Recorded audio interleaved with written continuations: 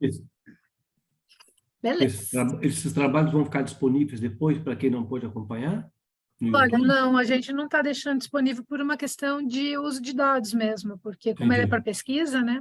entendi, Quando o pessoal assina ali o TSLE, eles concordam, a entendi. gente avisa que vai destruir, né? Então a gente só vai Uhum. transcrever e aí transcrevendo a gente já apaga já.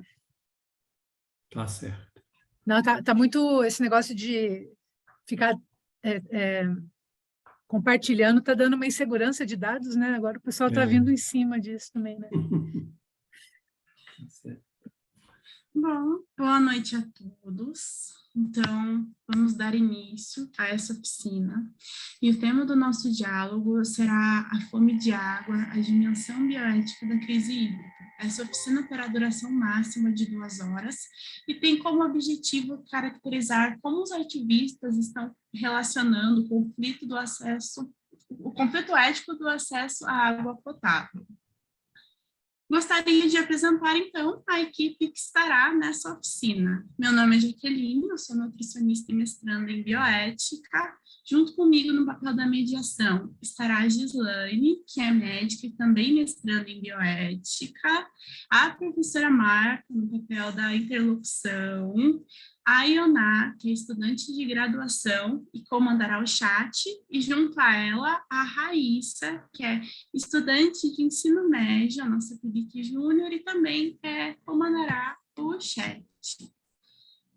Gostaria de agradecer a presença de todos e relembrar que os participantes precisam estar inscritos para receber a declaração dos créditos correspondentes à disciplina de teoria e prática da interação com a comunidade e também o certificado de declaração de horas. Lembrando que a oficina faz parte de uma pesquisa aprovada pelo Comitê de Ética e Pesquisa e que está sendo gravada para coleta de dados, mas a gravação será apagada assim que todos os dados forem transcritos. Como convidado, a gente está hoje com o Luiz Rena. Eu vou ler brevemente o currículo do Luiz. Ele é formado em Pedagogia pela Universidade Federal de Minas Gerais, especialista em Educação Afetivo-Social pelo Instituto Ciências Sexológicas e Orientação Familiar, e mestre em Psicologia pela Universidade Federal de Minas Gerais. Tem experiência na área de educação básica e do ensino superior, psicologia social e educação em saúde. Atualmente é diretor executivo da Casulo, oficina de conhecimento, e coordena a Escola de Teologia Pedro Causa da Galinha. Obrigada, Luiz. Da Presili de São Félix, no Araguaia, Mato Grosso. E coordena o programa de mediação de conflitos da Secretaria Municipal de Educação de Contagem em Minas Gerais. Tem práticas de pesquisa e extensão universitária com adolescentes e jovens, publicações nas áreas de política, de adolescentes e juventude, educação afetivo-social, educação em saúde e metodologias de intervenção com grupos e, por fim, formação política. O nosso convidado irá contextualizar a questão por cerca de 10 minutos e durante todo esse tempo o chat estará aberto para contribuições e também perguntas. A participação oral, para facilitar, eu peço que vocês ergam a mão, porque assim vai ficar mais fácil para a gente saber quem que quer falar e colocar tudo em ordem, para que ninguém fique sem falar. Cada participante vai ter um máximo de 3 minutos de fala por vez, e essa fala pode ser repetida, e só gostaria de lembrar que qualquer palavra de baixo calão ou distribuição de ódio gratuito, o participante será convidado a se retirar da oficina. E deixar reforçado de novo que quem não quiser falar, o chat vai estar aberto a todo tempo para as contribuições. Então, agora eu vou parar de falar e vou dar a palavra para o Luiz. Muito obrigada, Luiz, por ter aceitado o convite. A gratidão é mútua, Jaqueline. Eu agradeço também o convite para estar aqui nesse momento com vocês e com este grupo. Obrigado a você, obrigado a Marta, por nos dar mais essa oportunidade de falar de uma experiência que tem tudo a ver com isso que você acabou de anunciar, quanto à finalidade e o objeto deste estudo, que é discutir as questões éticas da nossa relação com a água, né? Acho importante dizer que o projeto ao qual eu vou me apoiar para pensar aqui junto com vocês algumas questões, chama-se Projeto 100 Mil Jovens pela Água, e ele é uma resposta a uma convocação que foi feita em nível mundial por uma rede internacional que se chama Ágora dos Habitantes da Terra, né? Quero chamar a atenção para o Ágora dos Habitantes da Terra para dizer que tudo que habita a Terra merece viver, merece existir e merece respeito. A água é um desses seres que vivem, né? Que compõem esse mundo imenso, né? Esse planeta no qual nós passamos uma pequena parte da nossa existência, do nosso tempo, né? Então, a Ágora dos Habitantes da Terra convoca todos, todas as organizações da sociedade civil, todas as igrejas, a se posicionarem, a realizarem atividades de denúncia, de conscientização sobre o que está acontecendo com a água em nível planetário, né? Qual que é a grande preocupação da Ágora dos Habitantes da Terra em relação à água? Nós estamos assistindo, de uma forma mais acelerada, nos últimos anos, um processo de transformação da água em mercadoria. A lógica do mercado, a lógica do capital, a lógica da produção e do consumo, ela tem alcançado de uma forma muito agressiva, muito brutal, os bens da natureza como um todo. Estou falando aqui de Minas Gerais, né? Estou aqui muito perto de Brumadinho, onde todos e todas sabem o que foi que aconteceu por aqui, né? Agora, recentemente, a gente encontrou mais um corpo no meio da lama que a Vale derramou sobre o Córrego do Feijão, alcançando o Rio Paraupeba, que alcançou o Rio São Francisco, né? O Rio Paraupeba, que banha aqui a minha cidade. As famílias não podem mais pescar, ainda não podem pescar, tantos anos depois, né?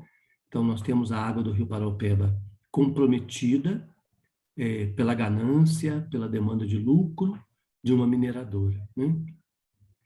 Mas, para além dos processos de fabricação, né, no caso específico do processo da mineração, nós estamos assistindo a água sendo engarrafada, né? Vou trazer mais uma experiência recente que me deixou muito assustado. A Jaqueline leu aí no meu currículo que eu coordeno uma escola de teologia no norte do Mato Grosso. A escola fica no município de Porto Alegre do Norte. Município pequenininho, bem pequenininho, população muito pequena. Esse município ele é cortado pelo rio Tapirapé. O rio Tapirapé é um dos mais importantes afluentes do rio Araguaia. Belíssimo rio. E tinha 3 décadas que eu não ia naquela região. Então, cheguei lá e, bom, eu posso tomar água da torneira, né, gente? De jeito nenhum, não pode não.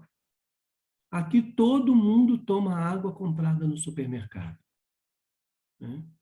O que aconteceu nessa região nas últimas 3 décadas? A lavoura de soja, intercalada com a lavoura de milho, distribui veneno de uma forma aleatória pelo ar. Esse veneno ele é transferido para o leito do rio. Então, não se pesca e não se bebe água desse rio, né? Tem uma comunidade indígena, os Tapirapé, que fica nas margens desse rio, estão na mesma situação, precisam comprar água no supermercado para beber e para cozinhar, né? Então, é essa situação de absoluta invasão da lógica do mercado sobre a água que levou a Ágora dos Habitantes da Terra a convocar essa luta, esse movimento, né, de defesa da água como bem comum de todos, como bem da natureza que deve ser respeitado, deve ser reconhecido, inclusive na sua finitude, né? E nós aqui no Brasil, o coletivo Ágora Brasil, fez a escolha, elegeu o público juvenil como público prioritário da nossa ação, né? Por isso, o projeto 100 mil jovens pela água. A ideia é exatamente mobilizar o maior número possível de jovens nos seus diferentes ambientes naturais de convivência, de encontro, né? Para que eles se impliquem, se engajem nesse processo de fazer essa defesa intransigente, essa defesa radical da água como direito de todos, da água como bem comum da humanidade, que não pode ser apropriada por um Estado, por um município, não pode ser apropriada muito menos por uma empresa, por um conglomerado, por uma multinacional, não pode ser apropriada por um dono de propriedade de uma terra, né? Mesmo que a água nasça na terra dele, mesmo que a água atravesse a sua terra, a água não é dele, a água é de todos, né? Então, a gente está com essa proposta de envolver a juventude nessa luta. Jaqueline, você controla meu tempo, tá? Pode deixar. Aí eu acho que é importante dizer uma outra coisa. Quando a gente fala de implicar a juventude, os adolescentes, nesse processo, não podemos chegar lá com uma coisa pronta, assim, formatada, bonitinha, arrumadinha. Não podemos, né? Então, a ideia é chegar nas instituições, nas organizações, sobretudo nas escolas da rede privada e da rede pública, com essa provocação. Você sabe de onde vem a água que você bebe? O que vem junto com essa água? Quem cuida dessa água? Quanto custou? Quanto de trabalho, de investimento, de energia foi preciso para que a água chegasse no seu corpo? Então, chegar provocando a meninada a pensar a sua relação com a água. Na primeira oficina que a gente fez aqui em Belo Horizonte, a gente perguntou para a criançada assim, criançada não, adolescentes, meninos e meninas já final do ensino fundamental e ensino médio. Qual foi o primeiro contato que eles tiveram com a água na vida deles?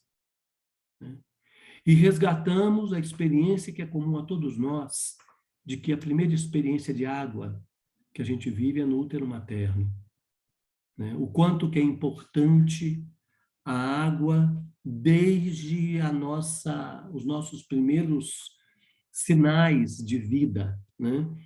Que acontece ali após a concepção, o quanto que a água é fundamental para uma gestação de qualidade, né? Então, resgatamos desde aí. E a partir daí, a gente não consegue viver mais sem ela, sem essa grande parceira. Na linguagem de São Francisco, essa grande irmã, essa irmã tão generosa, né? Que nos permite viver com qualidade de vida, né? A experiência da desidratação é muito triste. A experiência da fome e da fome de água é duplamente triste, né? Então, nós temos muitas famílias que, além da fome do alimento sólido, do nutriente sólido, tem muitas famílias que têm fome de água e que, às vezes, pagam muito caro para ter uma água bebível, potável, né? Uma água que se possa consumir, né? Sem risco de adoecimento. Então, a gente faz esse primeiro movimento.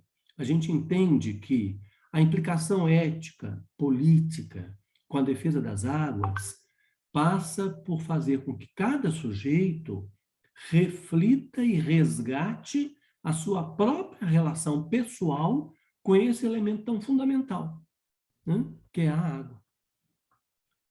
A partir daí, a gente vai abrindo a discussão, vai abrindo o debate, né?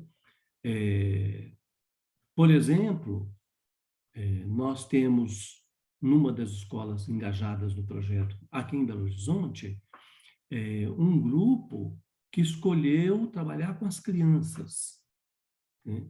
Que entendeu que essa consciência crítica sobre a relação que cada um de nós e a comunidade como um todo estabelece com a água, passa por um trabalho que tem que começar muito cedo, né? eu fico pensando que, sobretudo no Brasil, onde a gente está acostumado com a ideia de que a água existe em excesso, de que a água pode ser desperdiçada, que a água é muita, muita, muita, muita, né? A gente olha para os rios que nós temos caudalosos demais, a gente olha para o volume de chuva que a gente recebe, e a gente acostuma com essa ideia de que a água é algo que não vai faltar nunca, né? E estabelece, então, com esse elemento, uma relação predatória, uma relação de consumo irresponsável, uma relação até de cumplicidade com os processos de fabricação, os processos industriais que abusam da água. O minério que sai de Conceição do Mato Dentro, que fica já próximo do norte de Minas, ele é todo levado pela água, agora me fugiu o nome, das correias de transmissão. Ali, a transmissão do minério até a estação de trem mais próxima, usa-se muito caminhão também, muito trânsito rodoviário, transporte de minério. Mas ele chega a Tubarão, no Porto de Tubarão, no Espírito Santo, levado pela água, né? Então, a água não entra só no processo de tratamento do rejeito do minério. A água entra também como um elemento que faz parte do processo de produção do minério, de transporte do minério até o porto. Então, a gente tem diferentes graus de comprometimento e de desrespeito e de uso abusivo da água nos nossos diferentes espaços de vida, né? Desde a casa até as mineradoras, né? Até o agronegócio, quanto se consome de água para se manter uma lavoura, do tamanho, por exemplo, das lavouras que eu vi no Mato Grosso, que a gente não vê o final delas. A gente não enxerga o final. Para enxergar o final, você tem que entrar no helicóptero ou num avião para dar conta de dimensionar com os olhos o tamanho de determinadas lavouras. É uma coisa muito impressionante. Então, para ir encerrando a minha fala e poder conversar um pouquinho com vocês, o Projeto Fala Comigo tem esse compromisso, considerando também que essa luta não é uma luta para uma única geração. A gente tem consciência de que as gerações futuras terão que, talvez, encarar processos mais difíceis, mais complexos do que nós estamos encarando agora, né? A gente convoca essa juventude porque a gente entende também que a luta pela água dá sentido à vida, né? Então, o tempo da adolescência é um tempo de escolhas muito fundamentais. Esse tempo do ensino médio, final do ensino fundamental, início da universidade, é um tempo de escolhas muito fundamentais. Escolhas que vão dar sentido de viver, né? Então, a gente acha que esse compromisso com a água pode ser um dos sentidos da vida, pode ser um dos motivos que sustente e fortaleça o desejo de viver nessa garotada, né? A gente também propõe esse projeto dos 100 mil jovens pela água, entendendo que a melhor pessoa, o ator mais fundamental na relação com outros adolescentes são os próprios adolescentes.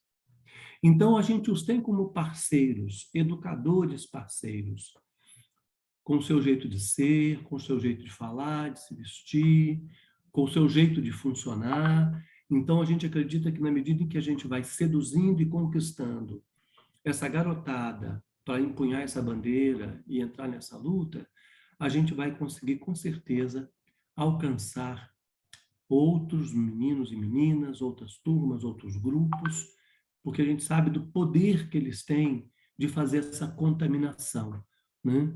Então, vamos contaminar o povo com essa coisa positiva de fazer a defesa das águas, né? Eu acho que era isso que eu queria compartilhar com vocês e estou aqui à disposição. Eu posso ficar até 6:45, e logo depois eu tenho um outro grupo que conduzo a conversa, Mas posso ficar aqui, viu, Jaqueline e Marta, até por volta de Aham. 18h45, para a gente conversar um pouquinho. Muito obrigada por todas as suas contribuições, Luiz. Você falou uma coisa que uma frase que eu até anotei: a luta pela água dá sentido à vida, né? Dá. E eu acho que é bem isso, sabe? Nesse sentido que você também pontuou essa questão de pessoas com água, pessoas sem água, né? Essa própria vivência de vulnerabilidade dentro da comunidade, né? Quando a gente fala da questão da fome de água, a gente pensa nessas questões de desigualdade social, e a desigualdade social em todos os sentidos, né? São essas famílias em vulnerabilidade, essa água que está contaminada por agrotóxico, por medicamentos, também os nossos próprios rios contaminados. Então, é um processo muito abrangente. Por isso, eu queria deixar uma pergunta, na verdade, para o grupo, como início da discussão. Você tem fome de água? Você já vivenciou alguma situação de fome de água, alguma experiência que quer compartilhar com a gente? Pode ficar à vontade para falar aqui, não precisa abrir a câmera, tá? Ou pode deixar ali compartilhado no chat. Gostaria de ouvir vocês um pouquinho também.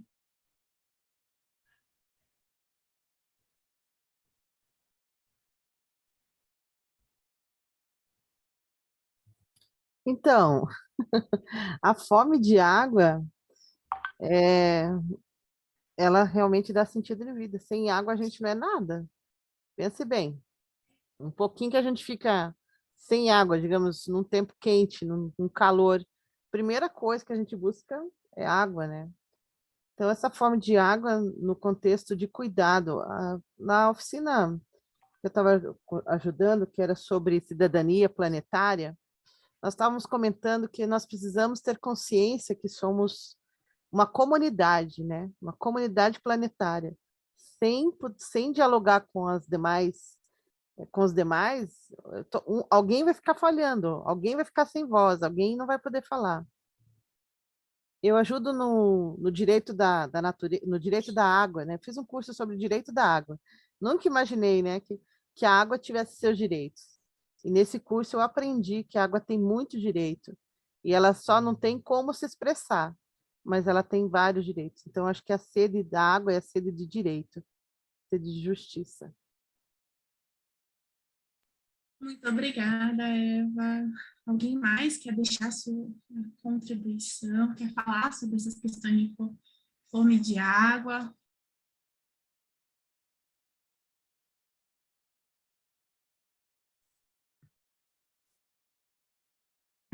Tereza, pode falar. Muito grata. Compartilhando uma experiência da Índia. Na Índia, a água não é contaminada por defensivos agrícolas, mas pela questão do esgoto, que a gente não encontra. Eu fui à Índia, mas sempre na zona rural da Índia, em Delhi, em Nova Delhi, nas capitais maiores, nas cidades maiores, eu acabei não tendo muita vivência. Mas no estado do Rajastão, a água é extremamente escassa. As pessoas vivem num estado de miserabilidade muito grande e pouquíssima água. A escola, a Brahma Kumaris, fez alguns poços e doa água, quer dizer, distribui água para a população, porque eles vivem num estado assim de extrema carência. A gente vê mães indo para a beira dos rios lavar roupa com os filhos e elas levam uma cuiazinha e bebem água daquele rio mesmo. E as crianças, às vezes, saem com todos eles com algum vasilhame de água na cabeça para levar para casa. Então, a gente não tem noção do valor da água que a gente, quando abre a torneira, está lavando roupa, está lavando tudo com água tratada, e lá na Índia eles estão bebendo água num estado assim que a gente nem sabe o nível de contaminação que tem, porque é a mesma água que eles estão lavando roupa. Lá não tem água encanada em todos os locais, então, muitos locais eu vi pessoas coletando água em bicas públicas. Então, um estágio assim, de miserabilidade muito grande e uma desigualdade social enorme, porque pessoas riquíssimas lá também, junto, mas nunca vi tanta miséria, assim, fome no Brasil. As pessoas ainda têm um espacinho para cultivar, para plantar alguma coisa para comer. Lá, quando vem um calor muito intenso, já peguei 43 graus na Índia com sensação térmica de 48, e nesse período muita seca, que é de março até maio, mais ou menos, muita seca. Depois tem o período das monções. Então, não é um local muito fácil até para cultivo, para poder estar dando suporte de alimentação nas próprias casas, né?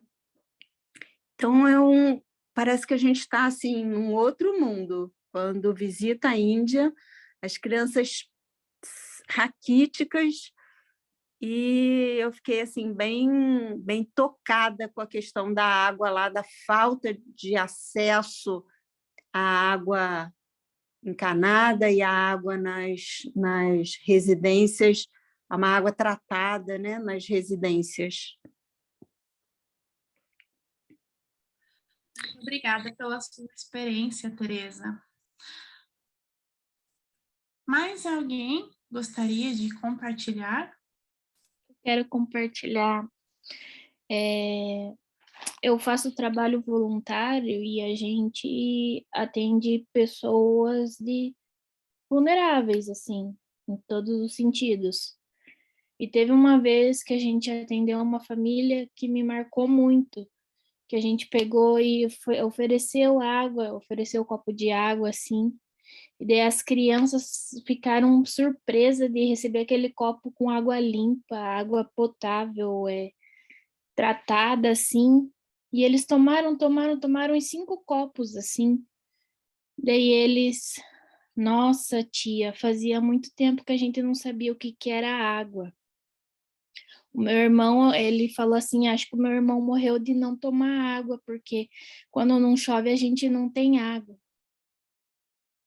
Isso me marcou bastante. Obrigada, Ioná, por dividir sua experiência com a gente. Mais alguém gostaria de falar?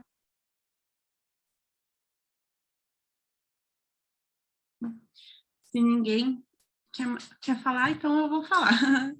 A Tereza e a Ioná, ela trouxeram duas situações que, embora sejam distintas, né? Uma na Índia, outra visão aqui do Brasil, elas têm um ponto parecido, né? A Tereza falou sobre a questão das crianças raquíticas lá da Índia, né? A questão da falta de água, ela também impacta diretamente com relação à falta de comida, a questão da insegurança alimentar, porque sem água não é possível produzir comida, e mesmo quando a gente consegue produzir comida, a gente não consegue lavar os alimentos para comer, não consegue cozinhar, então isso acaba gerando doenças gastrointestinais e outras formas, como, por exemplo, as crianças desnutridas. Quando a gente vai para o Brasil, né, a gente vem para o Brasil, na verdade, na questão da situação da Ioná, né, das crianças que só tomavam água quando havia chuva, a gente se depara com uma situação, porque nós brasileiros, né, a gente cresceu com o mito de que o Brasil é abundante de água e nunca vai acabar água para a gente. E aí a gente vai se deparando ao longo da nossa vida com outras realidades, que não só falta água em quantidade, mas também falta água em qualidade. Nesse sentido, eu já queria aproveitar para fazer uma segunda pergunta para vocês.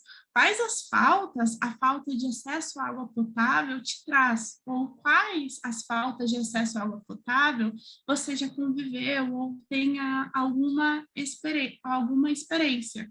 Sei que aqui em Curitiba tem a questão da crise hídrica, mas eu queria ouvir um pouquinho sobre vocês também. E aí, Luiz, pode ficar à vontade também para compartilhar, tá, com a gente.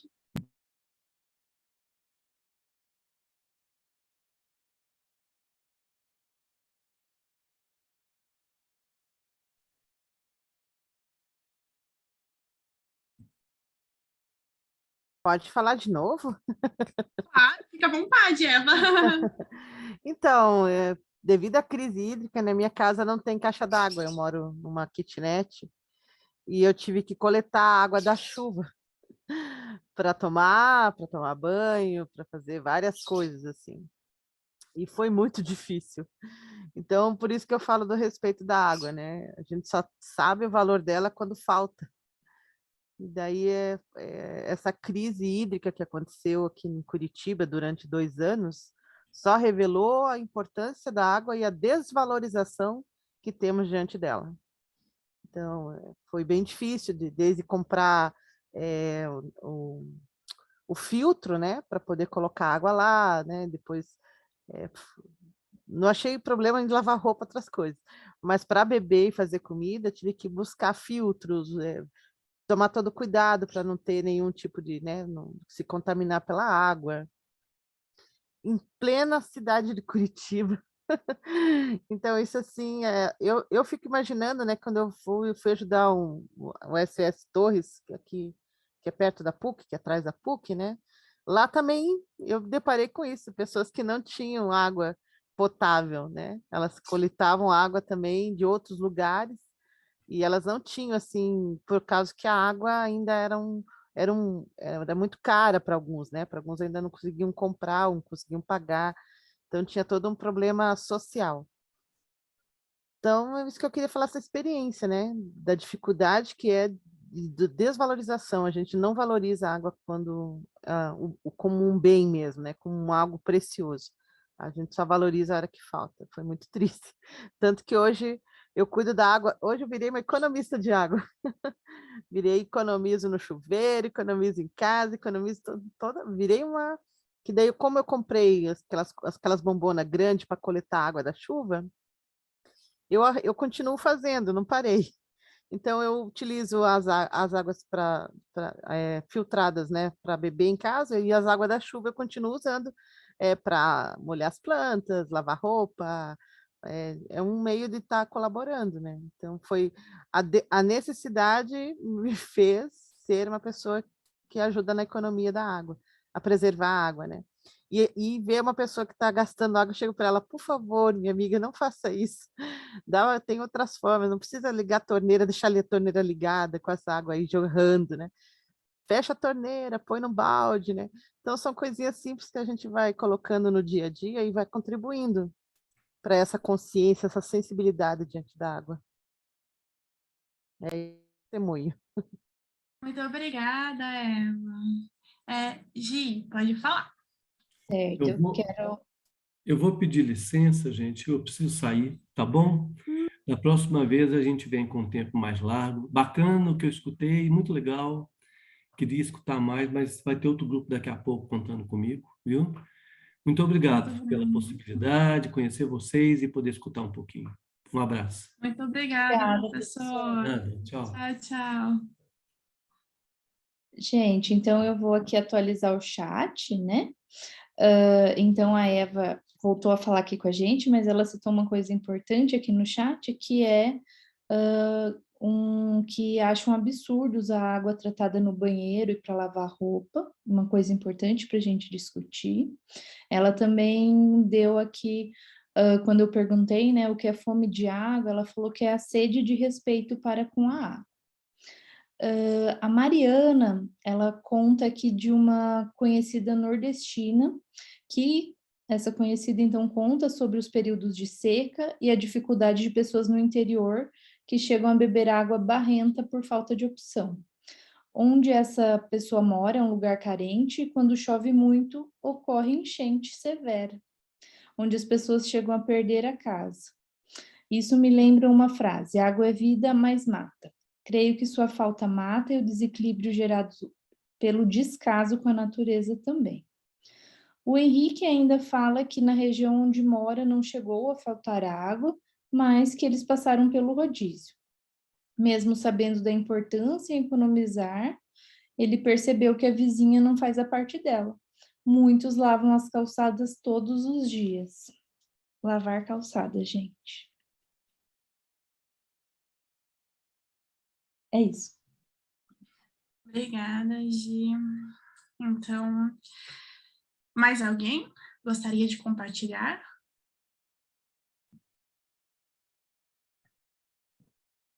Se ninguém quiser compartilhar, então vou continuar falando. Muitos levantaram no chat esse ponto sobre essa questão com o descaso da água, né? Seja falando que a vizinha lava a calçada, seja a Eva quando fala que quando vê alguém desperdiçando água, ela fala, por favor, não desperdice. Porque a água, ela é o nosso bem comum. E como o próprio Luiz comentou, as questões individuais, que na verdade elas somam essas questões mais coletivas, né? Com relação à água, só que com relação à água, a gente não pode ficar só preso nessas questões individuais, porque, por exemplo, o consumo da agricultura, do agronegócio, eles consomem muita água. A própria questão para ser produzido alguns alimentos, por exemplo, 1 quilo de carne, se eu não me engano, vai 21 mil litros de água para ser produzido. Então, é muito desperdício, é um desperdício muito grande que envolve toda essa questão do consumo também. Isso, pegada hídrica, Eva. Com base nisso, o que vocês acham que poderiam ser feitos nesse sentido de melhorias para o nosso ecossistema mesmo, preservar a água? A gente, poder público.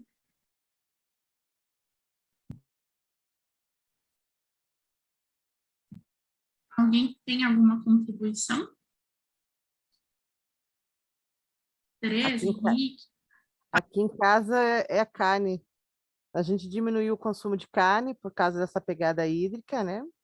E também a respeito da roupa, né? A gente customiza a roupa, não temos mais o costume de comprar, né? De adquirir as coisas. Então, a gente tenta participar das feiras de troca, de brechó, né? Fazer os momentos assim, para que essa pegada hídrica não seja tão forte, né? Que a gente não contribua tanto para esse desgaste da natureza, né? Então, eu aconselho a utilizar, né? Existe, né, um local onde você entra, você calcula quanto você economizou na sua pegada hídrica.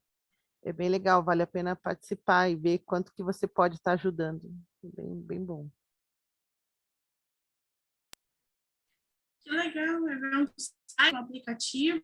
É um site, depois eu vou procurar aqui, já vou deixar para o pessoal usar. Espera aí, vou procurar.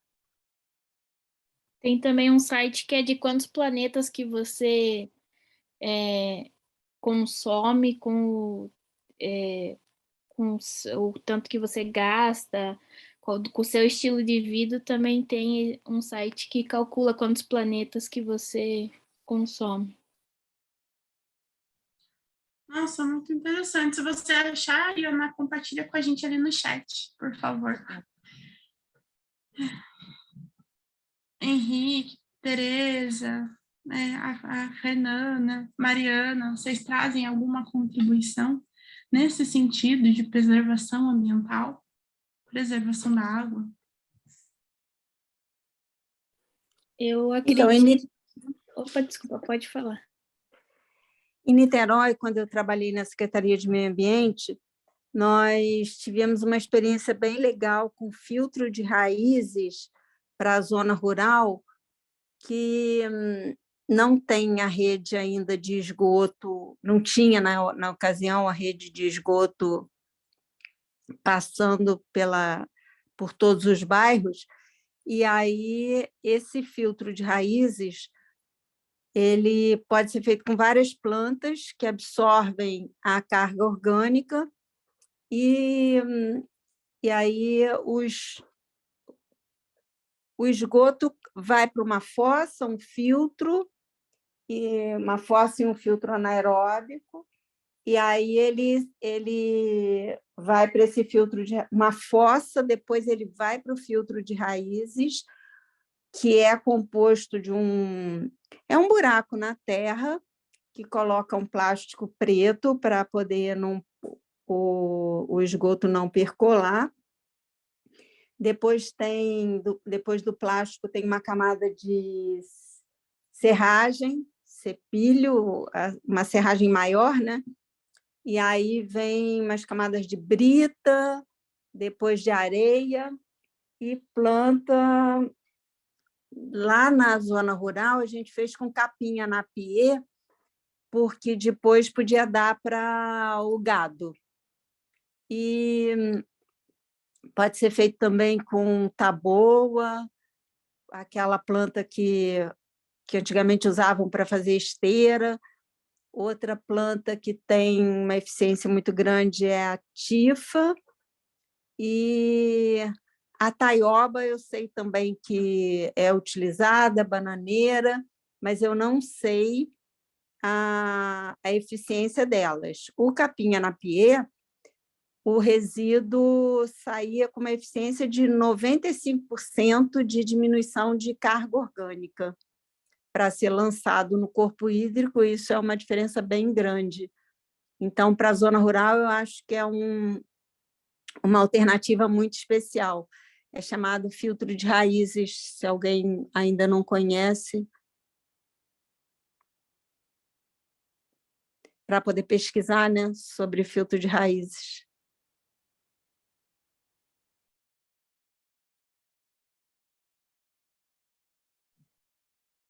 Ai, desculpa, gente, eu estava muda.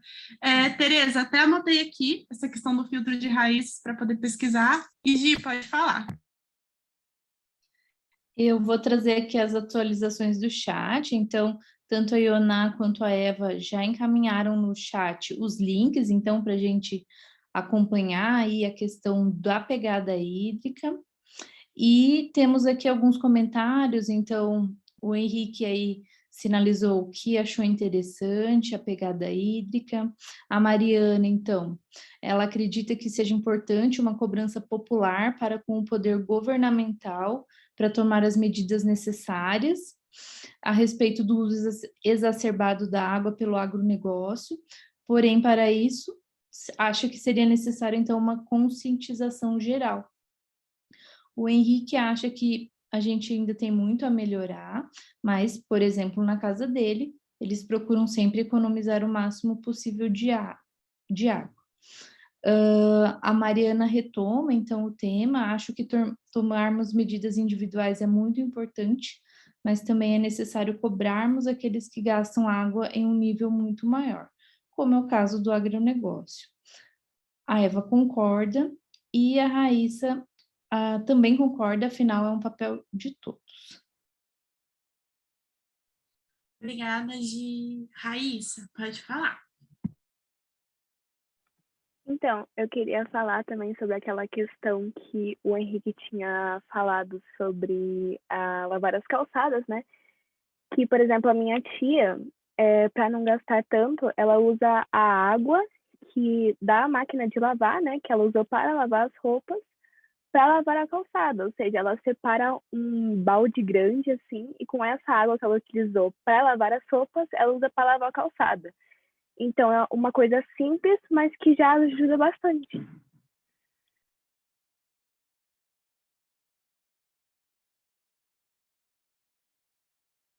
Muito obrigada, Raíssa, por ter compartilhado. Aí, então, assim, gente, todo mundo deixou alguma contribuição sobre essa questão de formas de ressignificar a água com relação à Teresa que falou desse filtro de raízes, outras maneiras de preservação de água, como a Raíssa comentou, da máquina de lavar a roupa para lavar as calçadas, mas a gente criou essa consciência, como a própria Eva mesmo disse, pelo menos nós aqui do Sul, nesse momento, mais nesse momento de falta de água, como a Eva pontuou, né? Então, nesse sentido, eu queria que vocês me falassem, compartilhassem com o grupo quais memórias vocês têm associada com a água, porque até como o Luiz falou, a água ela está envolvida com tudo, né?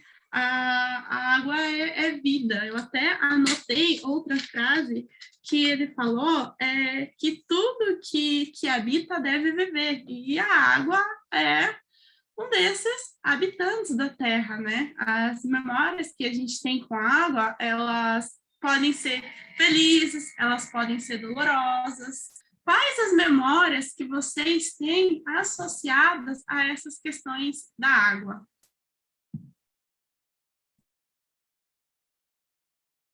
Antes da gente abordar as memórias, já que eu vou só então terminar aqui o assunto no chat, o Henrique está contando que o pai dele trabalha numa empresa que faz a instalação dos sistemas de tratamento de esgotos e comenta que a maioria das empresas e residências não fazem o tratamento adequado dos efluentes, prejudicando assim e poluindo os rios e os lençóis freáticos. Então, vamos falar das memórias aí relacionadas à água. Bom, eu tenho duas memórias, né? Uma memória como criança e outra como mãe, né? Como criança foi banho de rio, né? Eu acho que todo mundo tem essa memória de banho de rio. A gente entrava no rio, brincava, não tinha medo, né? Tranquilo. Essa é uma memória de infância. E uma memória de mãe por causa que quando estourou a bolsa, estourou a bolsa de água, né? E tomei um banho, assim, foi surpresa, que não estava esperando. Então, foi outra memória, assim, que trouxe, que estava chegando a vida, né? Então, foi um alerta, né? Então, a água traz essa memória, assim, como ela nos alerta que ela pode trazer a morte, né? Porque se você bobear com a água, você acaba se afogando e ela se torna ali uma memória de morte. Mas também ela traz essa memória de vida, quando você sabe, quando estourou a bolsa, né, de água, eu sabia que meu filho estava vindo. Então, essas duas memórias que eu tenho, né, dessa brincadeira de criança e de como mãe. Isso. Obrigada, Eva. Muito emocionante o seu relato como mãe. Tereza, pode falar. Então, memória de ter convivido assim com muitas nascentes. Na fazenda do vovô tinha muitas nascentes e papai sempre cuidou muito bem. E agora a fazenda foi dividida, né? Cada um de nós ficou com um pedacinho e continuamos cuidando bem das nascentes. Essa foi uma memória assim, especial. Agora, uma outra coisa que na zona rural a gente tem que ter um cuidado grande, porque antigamente tinha os poços, aqueles poços de pedra, poços, né? Poços, não sei, de pedra, de manilhas, e aí naquela água ficava rã também. Então a gente tem que ter um cuidado especial quando... Hoje em dia quase não tem isso, sai mais barato até fazer um poço artesiano do que um poço desse de manilha, embora tenha lá as dificuldades de licenciamento, né, para um poço artesiano e os pré-requisitos os locais que têm abastecimento de água não podem ter os poços artesianos, é um pouco mais difícil de conseguir a licença, mas eles já preservam um pouco mais essa questão dos animais, que até na escola de meditação em Serra Negra, eu me lembrei agora que as nascentes, para preservar as nascentes de lá, lá a gente pode tomar água ainda na torneira, no centro de retiros de Serra Negra, na escola de meditação, pode tomar água na torneira, mas a nascente foi preservada, foi coberta, porque até o próprio excremento dos pássaros ele contamina, né, com coliformes fecais a água. Então, ter esses cuidados aí especiais com as nascentes, com o sistema de abastecimento, foi um registro bem especial. E um outro registro nada especial foi com ajudantes minhas, uma em Niterói, que gastava água enormemente, e aí eu sempre... minha máquina de lavar não joga água no encanamento, eu peço para jogar no tanque, porque aí dá para lavar pano de chão e utilizar para lavar a cozinha, a área, armazenar em baldes. E ela achava um absurdo porque que eu ficava com essa questão toda de economia de água, ela ria de mim, até que um dia ela ficou sem água em casa, porque morava numa comunidade, numa casa muito no alto, e a água não subiu até lá. Ela falou: agora eu entendo que a senhora diz que a gente pode acabar ficando sem água em algum momento, que a água está escassa. Aí foi dar valor. E aqui em Pati, eu mudei para Pati, as pessoas, às vezes, a moça que está me ajudando também, eu tenho que relembrar sempre, para que abrir a torneira tanto para sair esse jato tão forte de água? A gente não tem necessidade disso tudo. E na hora de lavar a louça, eu preciso estar relembrando várias vezes ainda. Ela está trabalhando comigo desde março e ainda preciso relembrar várias vezes para ensaboar tudo primeiro e depois um vai ajudando o enxágue do outro, porque aí já economiza água, né? Botei 2 cubas até aqui na casa para poder facilitar essa economia de água também, mas é um trabalhinho de educação ambiental que a gente precisa ser muito constante. Muito grata. Verdade, Tereza. Muito obrigada. Gi, pode falar.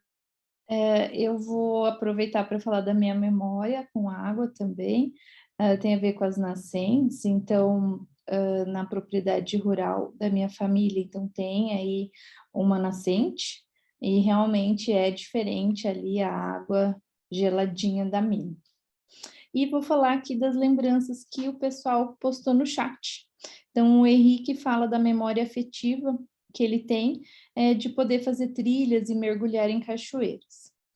A Mariana fala de quando ia para a cachoeira e que o contato com a água fazia muito bem para ela.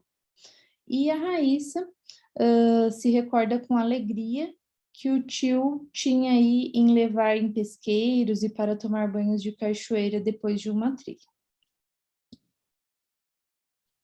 Obrigada, Gi. A todo momento, a água, direta ou indiretamente, ela está fazendo parte da nossa vida, né? Hoje a gente já teve 2 oficinas e o que ficou para a gente também foi que a água, na verdade, ela é um círculo. Então, a água que a gente hoje está no nosso corpo, amanhã já não está mais porque está nos rios, está no meio ambiente, está no outro. Então, a água tem todas essas conexões que não são só fisiológicas, né? quando a gente fala de fome de água, a gente não está falando de matar a sede, embora também, mas não só isso. A gente está falando de aspectos relacionados, como vocês comentaram, a questão da preservação ambiental, a questão do nascimento, né? Como a Eva colocou, da bolsa que estourou, as questões das conexões emocionais e afetivas, como alguém colocou, desculpa, não vou lembrar quem, que falou que o tio levava, né, na cachoeira para tomar banho de cachoeira. Então, toda essa questão, outra pessoa comentou de se sentir realmente abraçado pela água. Nesse sentido de existência, né, eu queria perguntar quais as conexões da sua existência são estabelecidas pela água. Como vocês enxergam isso? Como vocês enxergam essa questão de existência relacionada com a água? Gi, pode falar? Antes da gente continuar, então tenho ainda um último relato aqui das memórias. Ioná se lembrou de um momento da avó fazendo reza em um jarro de água para fazer benzimento, que ela era benzedeira. Então, agora sim, vamos falar aí das sensações. Eva, pode falar. Então, acho que sempre eu começo, então, que é um pão de queijo. Então, a água o que me faz ser a conexão é a vida, não tem jeito. Porque nosso organismo é 70%, 60% de água. E a gente tem essa conexão, né? E eu estava vendo uma reportagem que é a água que tem no nosso organismo, que é o único elemento que consegue fazer com que todos os outros produtos, as outras químicas, consigam fazer ligações. Eu achei isso incrível, né? Como é que a água tem tanto poder assim sobre o nosso organismo, né? Essa conexão é sagrada. Para mim também a água tem essa conexão sagrada, né? Porque como eu sou católica, ela tem essa conexão, no caso do batismo, né? No sentido da imersão, de quando o padre passa e benze, joga água, né? Então, tem esse sentido de sagrado, né? Como ela colocou ali, né? Quando a pessoa benze a água, né? Tem esse sentido de sagrado. Então, essa conexão, tanto com o transcendente, também com aqui, com os pés no chão, na terra, como um elemento que que ajuda a ter uma vida com mais qualidade. Muito obrigada, Eva. Alguém mais gostaria de falar ou escrever no chat sobre as suas conexões com a água?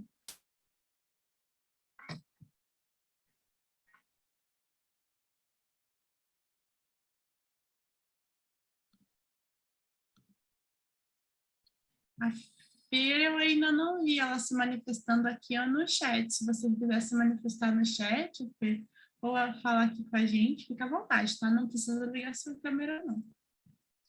A Mariana, ela acrescentou no chat, então, que pela crença religiosa dela, ela trata a água como um elemento sagrado e divino e que deve ser respeitado e honrado como qualquer outro ser. E a Eva complementa, né? Sim, para algumas religiões, a água é o lugar dos encantados. Mais alguém quer fazer contribuições sobre essas questões de conexão e água? Bom, se ninguém... Eu não consigo levantar a mão para dizer que eu quero falar, não sei o que acontece aqui. Não tem problema, Iana, pode falar.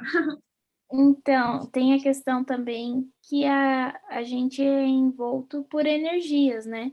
E a água, querendo ou não, é energia, seja para fazer uma limpeza no corpo, muitos usam banhos com misturas de ervas e tudo mais para essa purificação, para uma limpeza espiritual. Então, a água faz o sentido de tudo, né? Tereza, pode falar. Eu me lembrei também de um outro momento na Secretaria de Meio Ambiente, que quando vocês estavam falando agora em religiões, tem algumas religiões afro que utilizam muito essa energia pura da água para poder estarem fazendo alguns... Eu não sei exatamente dizer o termo certo, não saberia dizer, mas colocam velas e alguns outros objetos e fazem suas rezas, enfim, em locais de água ou de florestas, né, para aproveitar essa energia do ambiente, essa energia mais pura do ambiente. Obrigada, Tereza. Mais alguém gostaria de falar? Não sei se tem mais contribuição do chat. Sim, tem contribuição, então, deixa eu só aqui me localizar, perdão. Imagina. A Eva, então, fala, né, que a água é um sinal de purificação para os judeus, super importante para a religião deles, para fazer oferendas. A Mariana complementa que se fazem ritos e rituais de adoração, ou trabalhos, e a Eva continua, né, ou trabalhos para os orixás. Obrigada.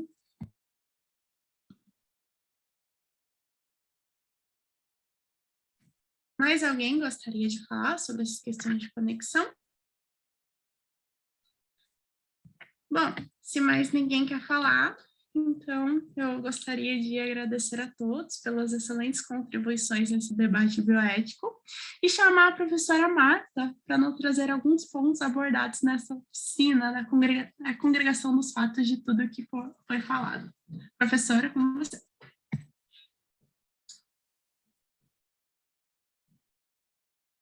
Então, pessoal, esse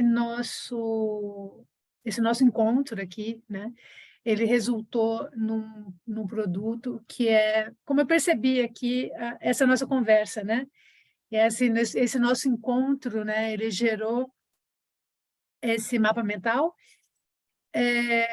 que vai ficar para a posteridade, vai ficar como legado, né? Então, o nosso pensamento, o pensamento que foi construído aqui, ele não vai marcar só o momento, mas assim como a água, ele vai fluir pelo tempo, né? Nossa ideia é transformar isso, sim, num conteúdo que vai ser publicado num livro, depois num artigo, numa dissertação de mestrado, né? Então,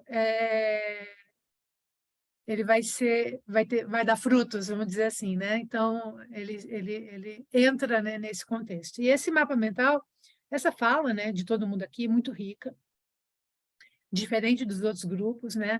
Vocês representam um papel de um ativismo aqui, né? E sem dúvida nenhuma, se vocês verem ali a caixinha dos valores, ela ficou muito mais cheia, né? De valores diferentes, né?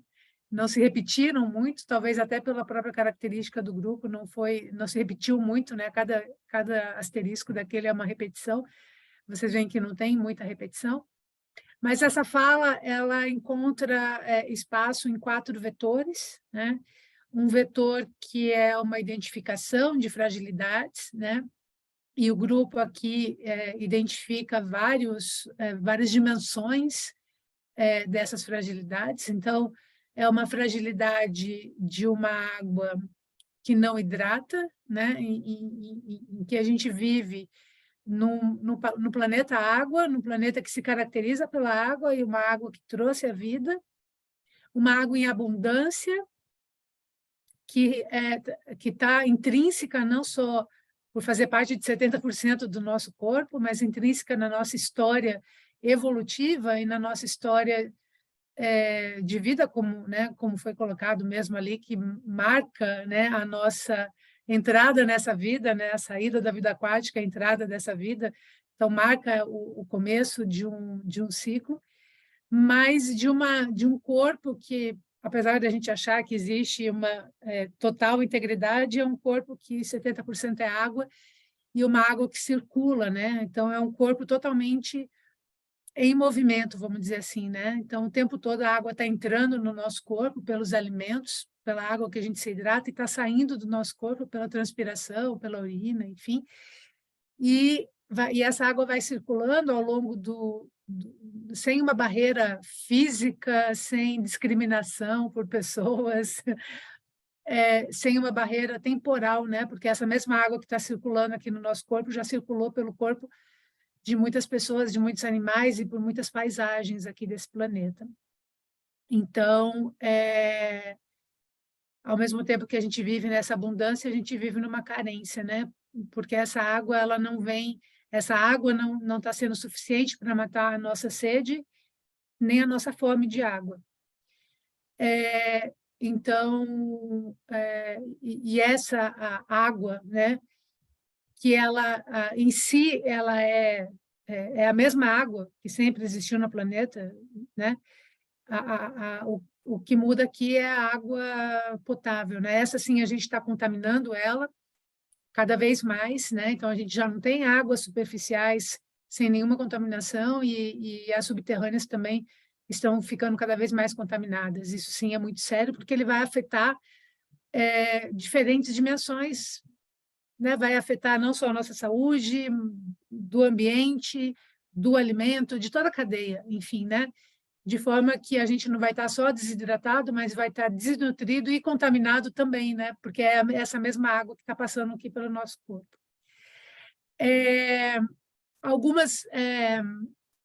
Algumas fragilidades aqui relacionadas com condutas que ainda se tem, né? Por uma, talvez, percepção de normalidade, de ainda ter água potável no banheiro, né? De ainda se usar água potável em outros segmentos também, que parece ser algo tão injusto diante de pessoas que têm que tomar água com barro, né? Como vocês falaram, ou água de chuva, né? Parece ser algo muito, muito injusto mesmo quando a gente vê, né? Coloca isso no papel. E essa desigualdade, né? Na distribuição que causa toda essa fragilidade porque alguns que têm dinheiro vão ter direito de se hidratar e tomar uma água de qualidade, enquanto os outros não, e a gente vai achar isso normal, justificando que isso faz parte do sistema, né? E assim como na alimentação, que a gente tem a falta de nutrientes, né? A fome causando a desnutrição, a gente tem o excesso causando a obesidade, que também é um tipo de desnutrição, né? Então, que é uma obesidade e a enchente nas cidades, né? Que foi pontuado aqui, que eu achei bem interessante, que também está relacionado com a água que não hidrata, porque é uma água que não consegue ser absorvida pela terra, não consegue voltar no sistema e ela acaba causando transtornos e também muitas perdas. E aí é uma água que mata, né? Então, como foi falado ali, que é bem interessante, porque da mesma forma que é uma água que nos faz vivo, que a gente depende dela, ela é uma água que mata também, né? Ela traz esses riscos, ela traz uma força, ela traz vamos colocar assim, até um poder, né? Que também nos coloca numa situação de vulnerabilidade com relação a ela. Também não identifiquei muita fala de crenças no grupo, né? Algumas coisas como sem água a gente não é nada, o Brasil é abundante em água, nunca acabará, só sabe o valor quando se perde, né? Aquelas palavras que a gente vê aqui se repetindo aqui, que a gente vê assim também na sociedade, né? Mas, no geral, o grupo não se apoia nessas crenças, né? Como valores, né? O grupo contou muitos valores, né?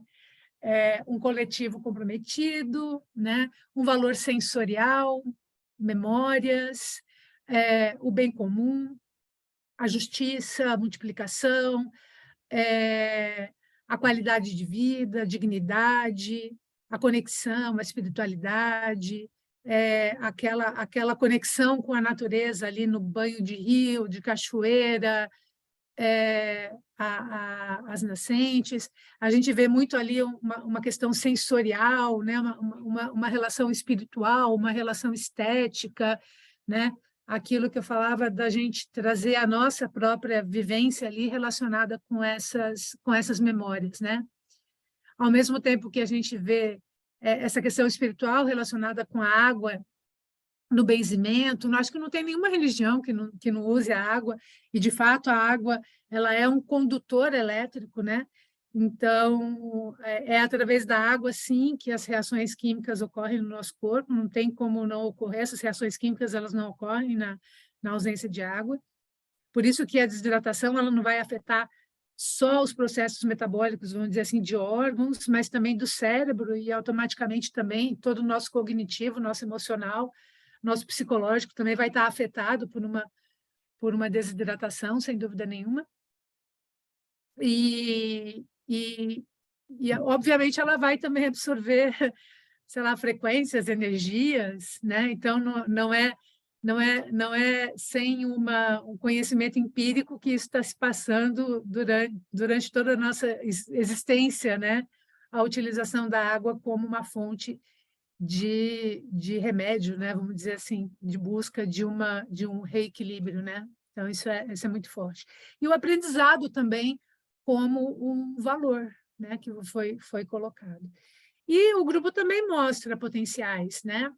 Então, esse potencial da educação, principalmente do jovem, né? O potencial do engajamento, né? Como envolver essas pessoas no engajamento através do conhecimento, né? Então, o resgate da relação pessoal com a água, para que haja esse comprometimento por entender o valor dela associado como um valor mesmo individual, através dessa consciência crítica.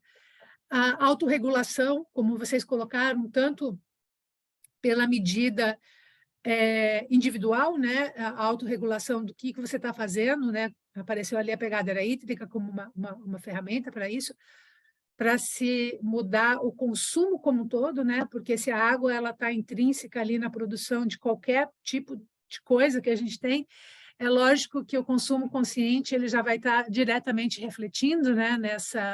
Na forma como se relaciona com essa água. E também na autorregulação, no sentido de autorregular as outras pessoas, né? Através da multiplicação do conhecimento, do que se aprende, do que se entende, e assim possa se ter uma preservação maior.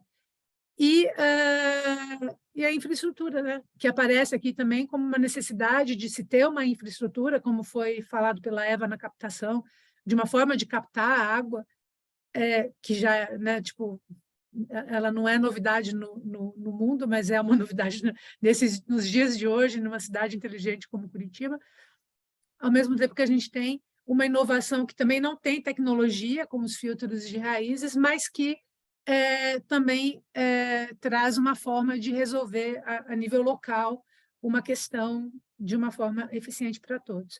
E fecho com algumas palavras que eu tirei de vocês mesmos, eu não sei se é exatamente igual, mas nessa ideia. Então, tudo que habita a terra merece viver, a água é um desses, né? A primeira experiência que temos com a água é no útero materno, e depois vem aqui, né, a memória da Eva aqui também. A luta pela água dá sentido à vida, né? Então, a questão do resgate pessoal mesmo nesse contexto. Nunca imaginei que a água tem os seus direitos, passando a ver a água assim como, de fato, um sujeito de direito mesmo, né? Já que ela está ali em cima, né? Como merecedor de ter direito de viver, né? Não temos noção do valor da água potável que temos, né? Aquela questão lá de só quando é que a gente perde, né, que a gente valoriza. A fome de água é sede de justiça, né? Muito bonita essa frase, que é essa fome mesmo, né, por uma fome que é política, que é ética, que é econômica, né? É uma fome mesmo, porque a gente está extremamente carente de tudo isso. Se não tomar cuidado, representa o risco, né? Então, de fato, a água também tem o seu poder, né? E talvez isso tenha desafiado o homem a querer domá-la, e ele não consegue, né? Se sentir abraçado pela água mostra essa representação do sensorial, né? Que conecta e como é bom, né? O sentir a água quente quando está frio e geladinha quando está calor, né? E a água com essa conexão com o sagrado, de fato, né? Até porque se a gente pensar que a gente está no planeta água e essa água está conduzindo, né? Tudo isso, sem dúvida nenhuma, a gente tem um sagrado aí, muito sagrado, né? Então, essa foi a minha perspectiva. Gostaria agora de deixar aberto para que vocês possam contribuir, o que vocês gostariam de acrescentar, tirar, colocar aqui nesse material, que é o material que a gente vai gerar nosso capítulo do livro aqui. Então, pessoal, o que vocês acharam? Tem alguma coisa que vocês queiram acrescentar ou modificar do que a professora Marta apresentou?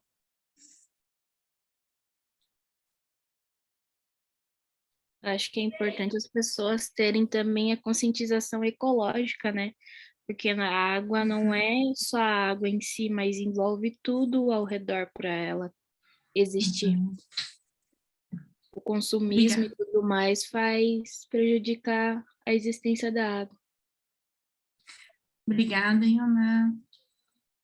Mais alguém gostaria de acrescentar alguma coisa à síntese que a professora Marta fez da oficina? Pode falar, Tereza. Eu me lembrei agora do professor Emílio, um professor de antropologia na UF. A pesquisa dele era de resíduos sólidos, mas aí ele, fazendo um histórico dos resíduos, ele se lembrou e compartilhou com a gente que, bem na antiguidade, não existiam lixões, aterros, nada disso, né? E aí os senhores das fazendas mandavam os dejetos para que os escravos e outras pessoas, outros trabalhadores levassem para longe das casas por causa do cheiro. E o hábito que eles tinham era de jogar nos rios, porque achavam que os rios levavam embora, e aí que estava resolvido, que ali aquilo tudo ia ser dissolvido na água e estava resolvida a questão. Então, a gente tem assim, um histórico bem forte de contaminação das águas sem essa participação, sem esse peso da própria contaminação do gerador, né? Então, eu trabalhei na Secretaria de Meio Ambiente com Educação Ambiental e via que as pessoas não degradam, muita gente não polui, não degrada, principalmente o cidadão comum, que não é o empresário, ele não degrada porque quer degradar, ele degrada por desconhecimento, porque a educação ambiental veio depois da Eco 92, né? Antes disso, as gerações não tinham. Então, vários prefeitos e governadores, e acredito até que próprios presidentes têm alguns erros por desconhecimento, não porque querem degradar, não porque querem poluir, mas é mesmo por desconhecimento. Eu me lembro que Niterói, que é uma população assim bem esclarecida, Niterói tem muita universidade, tem uma renda per capita que é uma das mais altas do Brasil, e a gente tinha um trabalho enorme com a vassoura hidráulica, né, com as pessoas lavando calçada com mangueira, sem uma vassoura, então empurrando a sujeira com mangueira. Uma outra questão assim que me marcou muito é que Caraí tem a queima de fogos, que é bem tradicional lá, e os prédios da orla soltavam as bolas no final da queima de fogos. E a gente fazia um trabalho todo ano, a Secretaria de Meio Ambiente fazia algum impresso mostrando que aquelas bolas, o ideal é que ficassem pedindo, né? O ideal não, pedindo realmente que mantivessem as bolas enfeitando as sacadas, mas que não jogassem, porque elas causam um dano ambiental. Onde elas arrebentam, elas causam um dano ambiental. Se é numa árvore, poluem fica feio, ou vai para um bueiro, ajuda a entupir um bueiro, ou se batessem num corpo hídrico e o mar ali na frente ajuda a matar animais da fauna marinha. Inúmeros animais morrem por asfixia. E muita gente dizia, eu ia distribuir esses panfletos junto com os escoteiros, ia de prédio em prédio, vendo quantos tinham em cada prédio para colocar no escaninho, e eu aproveitava e falava com o porteiro, com quem estivesse perto, e muita gente dizia, meu Deus, nunca pensei nisso. E mesmo uma vez, uma campanha política, os vereadores resolveram fazer bolas, essas bolas de borracha, de encher para fazer campanha. Aí eu pedi para o juiz que estava no TRS, poderia conversar com ele, pedir se ele poderia proibir, porque aquilo causa um dano enorme para o ecossistema marinho. E aí o juiz me agradeceu e falou, não, sempre que você tiver alguma orientação, pode vir, pode marcar, porque vai ser muito bem-vinda. Então, a gente não... você vê, um juiz, ele nem se passava pela cabeça dele que isso poderia acontecer. Então, a gente não pode ter a ideia de que aquele que tem um grande conhecimento vai estar percebendo determinadas situações, se não é da especialidade dele, muitas vezes passa desapercebido, porque ele não tem o conhecimento da questão ambiental. A questão ambiental é um trabalho assim, que a gente precisa realmente estar muito incansável para conseguir estar fazendo multiplicadores, né? Gerando multiplicadores. Muito obrigada. Muito obrigada, Tereza, pela sua fala. Mas alguém tem alguma contribuição sobre a questão da educação ambiental? Bom, então, por fim, eu gostaria de pedir para todos que estarem aqui exercitarem seu poder de síntese e escreverem uma palavra no chat qual o sentimento que ficou da participação nesse grupo.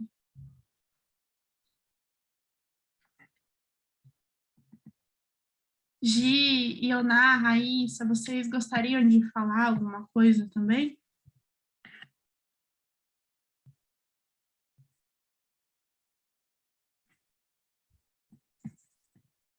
Não, então tá bom. Gostaria de só relembrar que é preciso estar inscrito, tá? Nessa oficina para poder receber a declaração de horas ou os créditos equivalentes de disciplina, e todos os certificados, eles serão encaminhados por e-mail. Gi, quer falar alguma coisa? Sim, eu quero agradecer também a presença de todo mundo, a fala de todo mundo que contribuiu, então, aí para os nossos próximos trabalhos do grupo de bioética. Muito obrigada a participação de todos, foi excelente esse debate bioético e tchau, tchau, gente. Tchau, gente, obrigada. Continua a palavrinha ali no chat.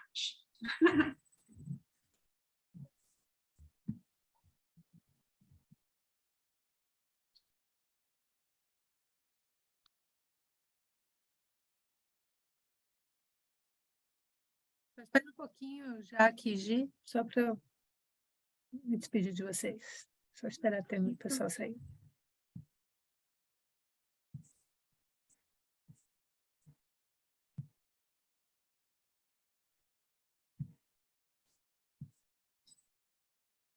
Obrigada a você, Tereza. Tchau, tchau.